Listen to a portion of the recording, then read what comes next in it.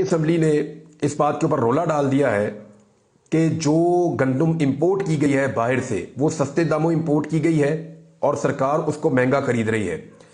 یعنی شیخ وقاص اکرم نے کہا کہ 3200 روپے میں گندم درآمد کی گئی ہے اور حکومت نے 4700 روپے میں خریدی ہے. یہ ایک بہت بڑا سکیم ہے.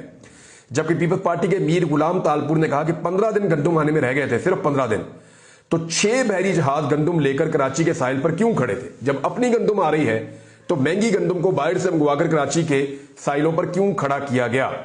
کئی دیگر اراکین نے کہا کہ کسانوں کا استحصال ہو رہا ہے, مہنگی کھادیں, بجلی اور ڈیزل سے کسان کو نقصان ہو رہا ہے. اربوں ڈالر یوکرین اور روس کے کسانوں کو تو پاکستان دے رہا ہے لیکن چند ہزار اپنے کسانوں کو نہیں دے پا رہا. ہمارا کسان مایوس بھی ہے اور مقروض بھی ہو گیا ہے. حکومت نے امدادی قیمت 3900 روپے مقرر کی ہے جبکہ مہنگی کھاد, بجلی اور ڈیزل سے کسان کو نقصان ہو رہا ہے.